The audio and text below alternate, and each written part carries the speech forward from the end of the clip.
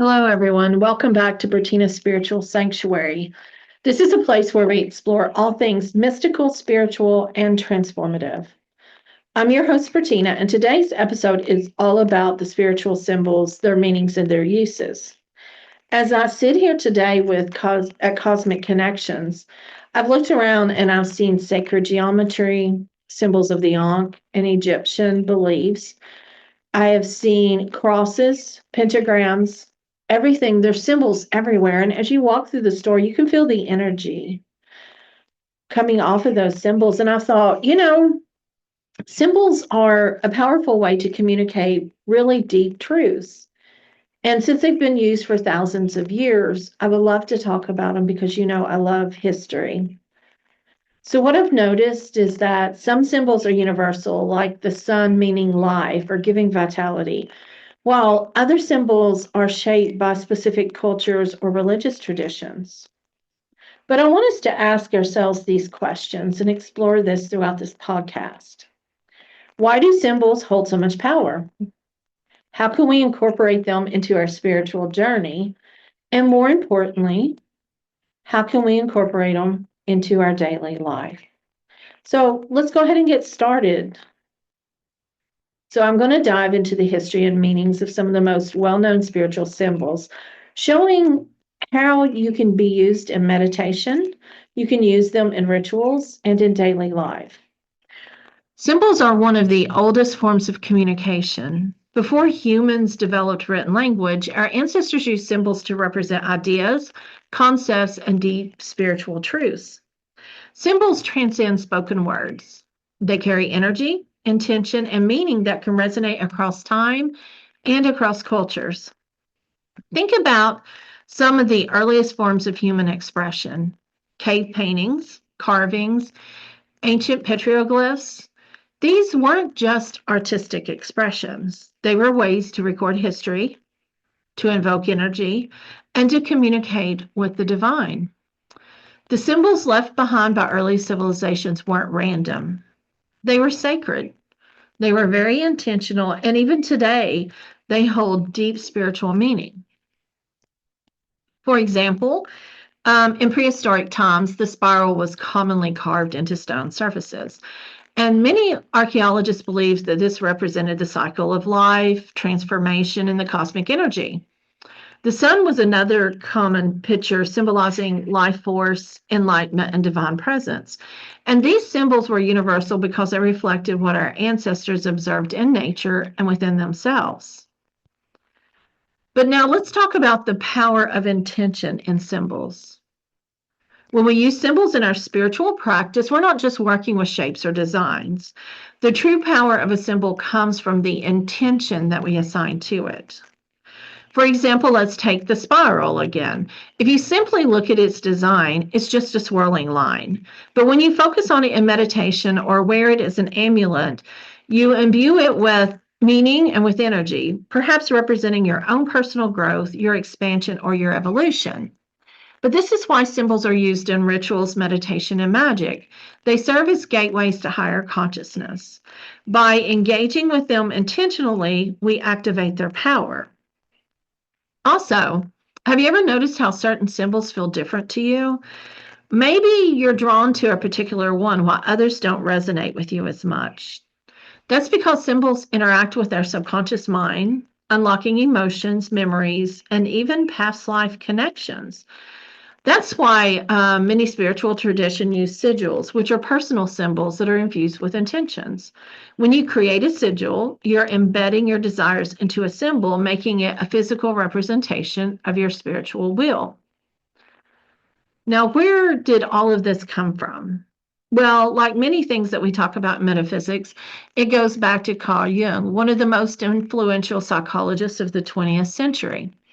Jung believed that symbols weren't just created randomly, but that they show from what he calls the collective consciousness, the collective unconsciousness. Sorry about that.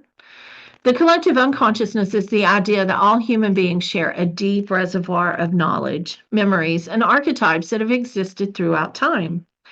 That is why certain symbols appear in different cultures, even when those cultures have no contact with each other. For example, the circles always symbolized unity, wholeness, and eternity, from the sacred mandalas of Buddhism to the sun disk in Egyptian art. The tree also represents life, wisdom, and the connection between earth and spirit, found in Norse mythologies, tree of life, and then also the tree of life in Kabbalah and the Bodhi tree in Buddhism.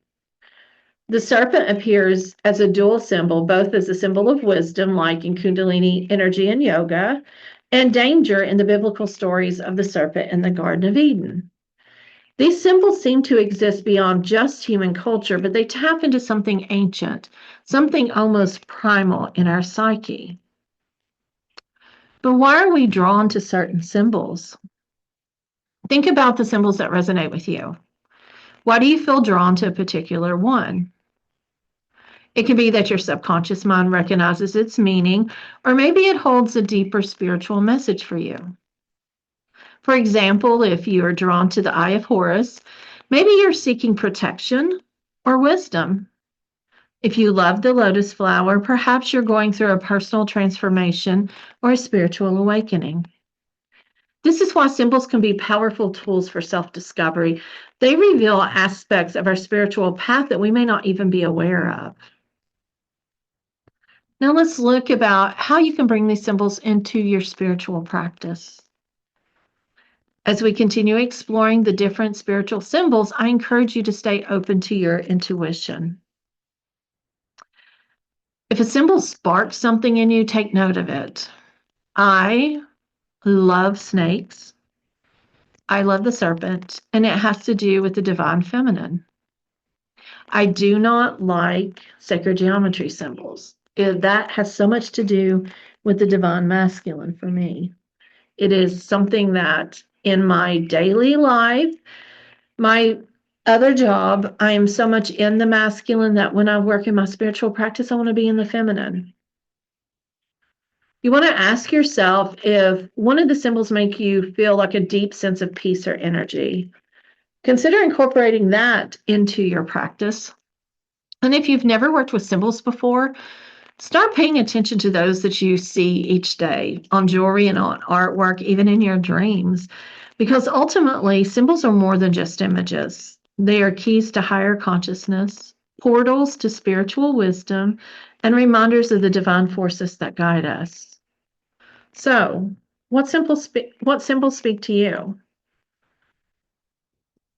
I would love for you to take a moment and think about that. And if you have a chance, go to any of my social media, Bertena11 on Instagram, TikTok, Facebook, or email me or make a comment below in this podcast about what symbols speak to you and why.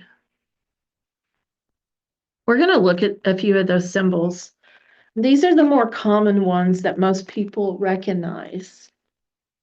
The first one, of course, is the Ankh, which is the Egyptian symbol of life.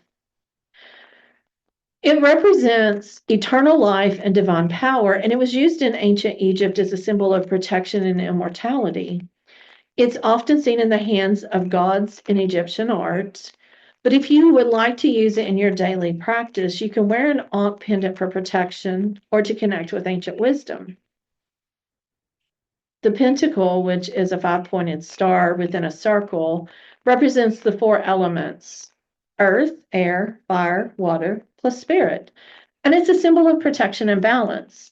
It's used in Wicca and paganism as a symbol for bringing things together, bringing all the aspects together, which is balance.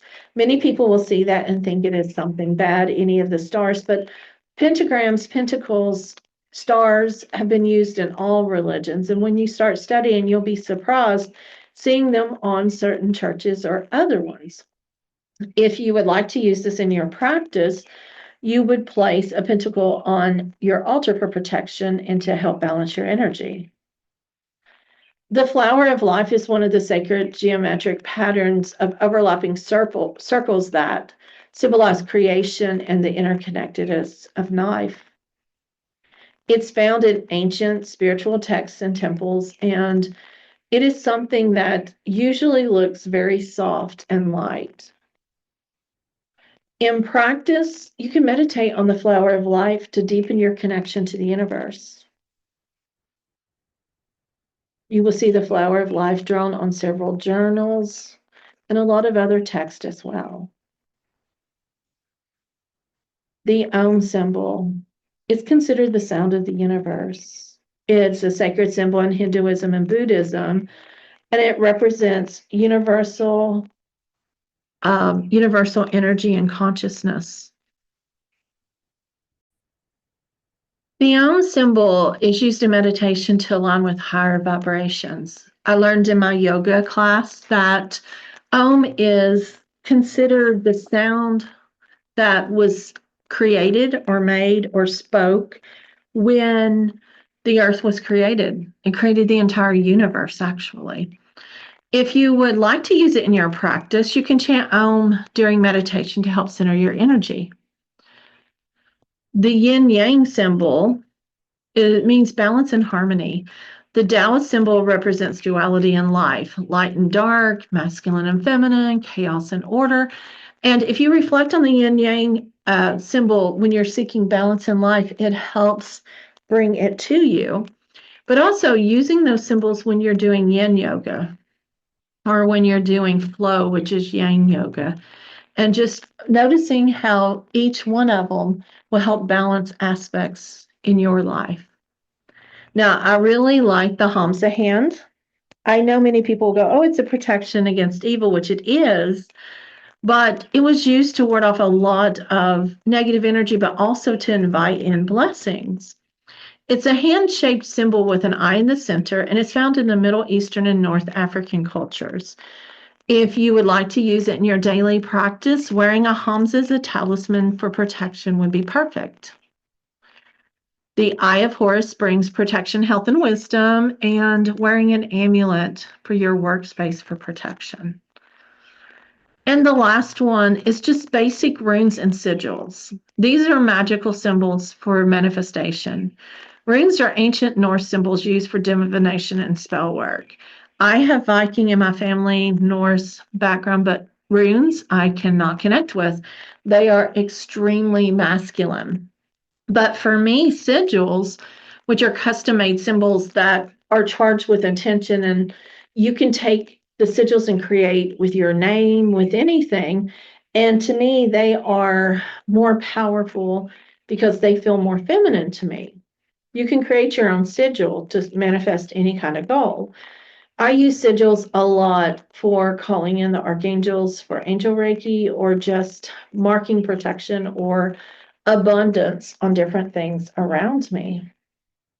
Now, this is the thing. If you're looking for using spiritual symbols in daily life, I'm going to show you a little practice. I'm going to share with you a little practice.